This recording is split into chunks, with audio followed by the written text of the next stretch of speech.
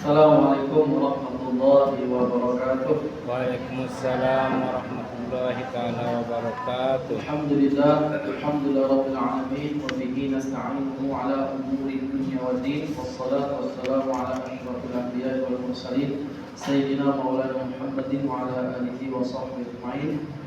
Pertama dan paling utama kita mengucapkan tahmid puji syukur kepada Allah Subhanahu wa taala atas segala karunia dan kenikmatan yang telah Dia berikan kepada kita semua, wabil khusus nikmat iman dan Islam.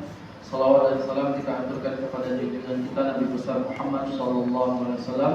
Allahumma shalli ala sayyidina Muhammad wa ala ali sayyidina Muhammad. Mudah-mudahan dengan asbab kecintaan kita, asbab salawat kita kelak di yaumil akhir mendapatkan syafaat beliau sallallahu alaihi wasallam. Allahumma. Kemudian yang kami hormati juga segenap pengurus jemaah Mushola Nabawi yang dirahmati Allah Subhanahu wa taala. Bapak Ibu yang dirahmati Allah Subhanahu wa taala, sekitar 4-5 tahun sebelum Covid 2020 Pak ya. Berarti sebelum Covid kayaknya saya itu pernah ikut satu seminar. Seminarnya ceritanya waktu itu ingin jadi pebisnis Pak. Jadi sukses bisnis sukses bisnis gitulah. Jadi waktu itu acaranya itu lebih kurang 2 jam sesi pertama, kemudian lanjut lagi sesi kedua. Mulai start pagi jam 10 sampai lepas zuhur sekitar jam 2 gitu. Itu tentang apa tadi Pak? Temanya Bapak Ibu? Sukses bisnisnya. Hari ini PNB ini ngasih judul tema malam ini meraih kebahagiaan hakiki. Lebih berat ya Pak. Kalau tadi cuma sekedar bisnis ya. Yang masalahnya temanya besar. Waktunya berapa menit Pak? Bu? 7 menit ya.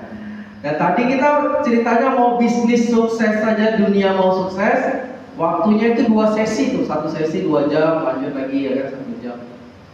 Ini 7 menit. Mudah-mudahan nanti Allah berikan kita semua hakikat kebahagiaan. Amin Allahumma amin.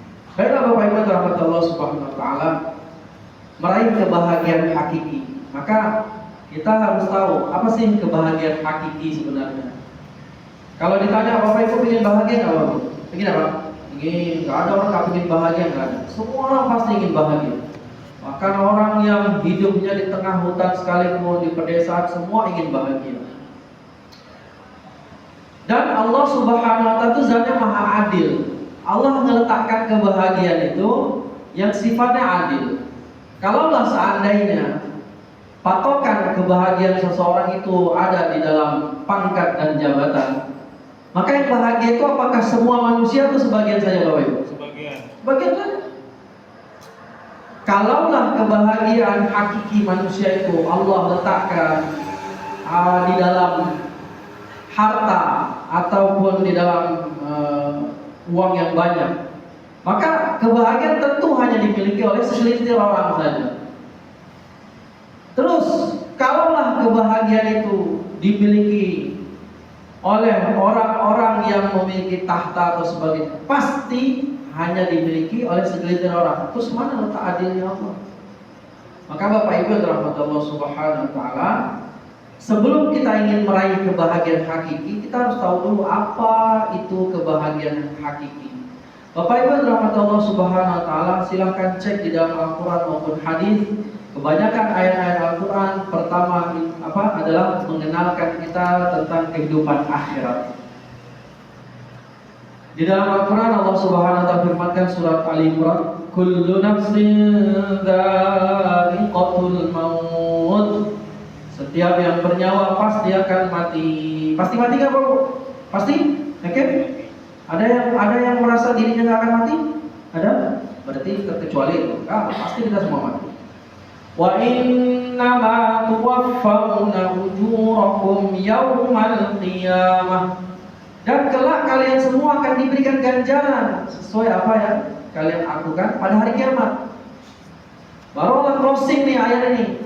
Faman zuhziha 'anil nari wa udkhilal jannata faqad faz. Dengar ini Bapak Ibu. Allah katakan faman zuhziha 'anil nar wa udkhilal jannah, siapa yang Allah Subhanahu wa taala selamatkan dari neraka, wa udkhilal jannah, dimasukkan ke dalam surga, faqad faza. Allah katakan sungguh. Oh, kalau dalam ilmu bahasa Arab, tatanan bahasa Arab, kata-kata qad itu sebenarnya sudah sumpah. Sungguh kata Allah, taukid itu, menekankan. Bu, kalau Allah bicara, kira-kira bisa ingkar janji nggak? Bisa nggak? Nggak mungkin. Nggak pakai penekanan saja. Kalau kita manusia perlu, ya kan? Kadang-kadang supaya orang percaya, pinjamlah 100, bener lah demi Allah besok aku ganti katanya. Besok ternyata hari kiamat tinggal setengah hari pun nggak diganti-ganti, ya kan? Pinjamnya bilangnya, no, kalau datang pinjam melas kan? Allah nggak perlu, Allah nggak akan ingkar janji. Tapi kenapa Allah menggunakan lafaz taukid, penekanan, bahkan di beberapa ayat sumpah-sumpah Allah kan demi masa, demi langit, demi bulan segala macam. Karena kita ini manusia ini sifatnya penuh dengan keraguan. Coba kita dibilang, siapa yang memberikan rezeki, Bu? Pak? Allah. Yakin? Yakin. Tapi pasti tidak ada tapi. Ya, tapi ya Pak Ustaz. Ya, tapi kan ya, dan segala macam tapi. Nah, Allah katakan faman zuhziha 'anil nar, siapa yang Allah selamatkan dari neraka, wa udkhilal jannah, dan dimasukkan ke dalam surga, faqad faz. Itulah orang yang berbahagia yang sesungguhnya. Jadi Bu, kalau menurut ukuran Allah Subhanahu wa taala, Bapak Ibu, Dimas sekalian, orang yang bahagia siapa, Pak? Jawab. Orang yang Allah Subhanahu wa taala di hari akhir Allah selamatkan dari neraka, Allah masukkan ke dalam surga. Pingin Bapak Ibu? Pingin semuanya? Kalau kelak di hari kiamat, di hari akhirat nanti Allah Subhanahu wa taala perlakukan kita seperti itu, maka itulah orang berjaya. Walaupun mungkin di masa hidup di dunia dia dalam keadaan macam manapun, mau kaya, mau miskin, mau susah, mau senang, mau berpangkat, mau rakyat, mau segala macam, mau ngisi BBM-nya Pertalite, Pertamax, gak masalah, ya kan? Yang penting kelak janjinya di akhirat, kalau kita udkhilal jannah zuhziha 'anil nar, diselamatkan dari oleh Allah dari neraka, masuk ke dalam surga, bahagia enggak? Bahagia enggak? Bahagia. Wa mal hayatud dunya illa mata'ul ghurur. Luar biasa Bapak Ibu sekalian. Ayat ini ditambah lagi penekanan Allah. Allah katakan apa? Wa mal hayatud dunya, tidaklah kehidupan dunia ini kecuali tipuan belaka saja. Illa mata'ul ghurur. Pak, Bu, pernah nggak lihat kalau punya anak waktu kecil? Biasa kalau anak saya yang satu dengan nomor 2 ini kan jalannya agak dekat nih. Itu seringkali berantem gara-gara kotak paket. Jadi kan kalau habis beli di Shopee, ya pernah nggak ya? Check out Shopee kan kita udah beli itu datang, kan paketnya diambil, sisa kotaknya nih. Nah ini gara-gara kotak berantem. Gara-gara kotak berantem. Tadi barusan tadi sore ini paket baru buka, maaf lagi lebarannya biasa kan ya. Terus bukan kotaknya, apa itu Pak? Bubble wrap. Jadi yang si abang tuh yang tadi tuh, ribut dengan adiknya, rebutan bubble wrap. Bapak Ibu perasaannya gimana? Ya Allah, bubble wrap direbutin sampah, betul nggak Pak? Sampah kan? Kita pasti dapat, ya Allah, bocah, sampah direbutin, ya kan? Untuk puasa lah ya Pak. Jadi tinggal diambil buang. Nah, wali-wali Allah Subhanahu wa taala, Imam Athaillah katakan, ijtihaduka fima dumina laka wa taqsiruka fima tuliba minka dalilun ala timasil basirati minka. Kata beliau, kamu bersungguh-sungguh dalam perkara yang sudah dijamin Allah. Pak, Bu, rezeki sudah dijamin belum? Kalau kita tungkus lumus, pasti jadi orang kaya enggak?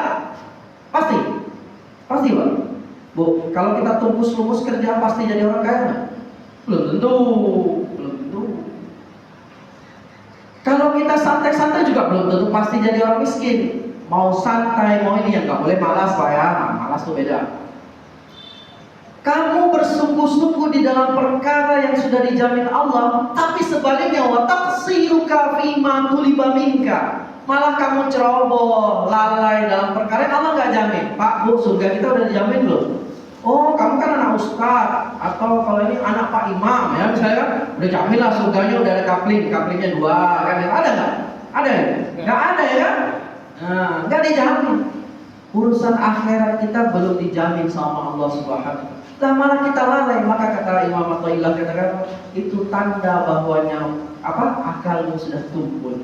Maka wali-wali Allah dikatakan Bapak Ibu, mereka kalau melihat orang-orang itu rebutan dunia kan, apalah dunia direbutin. Kayak kita melihat anak kecil tadi, sampah direbutin.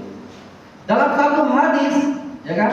Salah satu hadis Rasulullah SAW bersabda, Allah berfirman, semenjak dunia ini diciptakan oleh Allah Subhanahu wa taala, Allah tidak pernah memandang sedikit pun dengan ainur rahmah. Kenapa? Allah tahu dunia ini tipuan belaka. Tiba-tiba ada hambanya, orang beriman, kadang-kadang tokoh agama segala macam rebutan jabatan, rebutan dunia. Ya kayak kita ngeliat itu tadi, kayak kita ngeliat bocah ngerebutin bubble wrap sampah. Begitulah wali-wali Allah melihat orang-orang yang orang-orang beriman yang berebut dengan dunia. Maka Bapak Ibu dirahmati Allah Subhanahu wa taala, kalau kita ingin kebahagiaan yang hakiki, maka kita harus tahu dulu apa sih patokan Allah Subhanahu wa taala meletakkan kebahagiaan kita. Patokannya tadi adalah ketika kita hidup ketika di hari akhirat nanti diselamatkan oleh Allah, kita dari neraka, dimasukkan ke dalam surga, maka itulah kebahagiaan kita yang sesungguhnya. Maka sekarang selagi kita dunia, bagaimana cara meraihnya? Gunakan apapun yang diberikan oleh Allah Subhanahu wa taala, potensi-potensi yang diberikan oleh Allah kepada kita, gunakan hal tersebut untuk meraih hal tadi. Diberi harta, maka gunakan harta tadi untuk memudahkan langkah kita masuk ke dalam surga. Diberikan jabatan, maka gunakan jabatan tadi untuk meraih surganya Allah, menghindarkan dari nerakanya Allah. Mungkin kita dicoba dengan penyakit kemiskinan, maka jadikan kemiskinan tadi hal yang bisa menjadikan kita lebih duluan masuk surga. Karena dalam hadis katakan orang miskin 500 tahun lebih masuk surga, Bu. Tapi orang miskin yang bagaimana? Orang miskin yang sabar. Ini jangan udah miskin sombong pula, terus ngomong pula, iya dong, kalau nggak sombong kapan lagi katanya gitu. Miskin, kalau kaya sombong biasa, miskin yang sombong belum ada. Astagfirullahaladzim. Maka Bapak Ibu rahmati Allah Subhanahu wa taala, selagi kita hidup di dunia, kalau ingin kebahagiaan hakiki, kami ulangi, maka gunakan semua potensi yang Allah berikan kepada kita. Potensi mungkin gak usah. Kadang-kadang orang pikiran gini, oh kalau kita ingin berbuat baik untuk agama ini kan kita harus kaya. Siapa bilang? Kadang-kadang Pak, saya tambah sedikit. Setan itu dalam satu riwayat katakan, setan itu sering tipu kita. Dia nipunya gimana? Kita gini, saya nanti kalau punya duit, ya kan, kalau cair lah ini THR sekian nih, ya kan, saya mau buat sedekah sekian, saya ini sekian. Pernah nggak Pak? Pernah ya? Pasti pernah. Hah? Pernah ya? Itu kan aku pernah katakan, asy-syaitanu ya'idukumul faqra wa ya'murukum bil fahsya. Setan itu nakut-nakutin kamu dengan kefakiran. Maka ketika cairlah duit tadi, sebenarnya kita harapannya 10 juta. Tahu-tahu 15 juta. Di luar target kan? Setan masuk. Padahal kan target sedekahnya itu 10%. Setan bilang, jangan, ini anak sekolah, ya kan? Habis ini lebaran mau pulang kampung, ini motor kita udah rusak nih, ya kan, gitu kan? Akhirnya hitung, iya, kok nggak ada sedekah? Tinggal 15.000 kayaknya, udah 15.000 dari targetnya 1,5 juta, tinggal 15.000. Pernah Pak Bu? Pernah ya kan? Itu kerjaan setan. Maka kalau kita mau meraih surga Allah, menghindarkan neraka, jangan nunggu kaya. Apa potensi yang Allah berikan? Fisik kita sehat, gunakan fisik tadi untuk meraih ridho Allah. Diberikan kita segala macamnya, gunakan potensi tadi untuk meraih ridho Allah Subhanahu wa taala. Nah, bulan Ramadan ini momentum yang paling tepat. Kenapa? Semua amal kebaikan kita dilipat gandakan oleh Allah Subhanahu wa taala. Maka mari kita fastabiqul khairat, berlomba-lomba dalam kebaikan. Insyaallah Bapak Ibu sekalian, hadanallahu wa iyyakum, mudah-mudahan Allah Subhanahu wa taala memberikan taufik dan hidayah kepada kita semua. Allahumma muwaffiq ila aqwamit thoriq. Wassalamualaikum warahmatullahi wabarakatuh. Waalaikumsalam warahmatullahi taala wabarakatuh.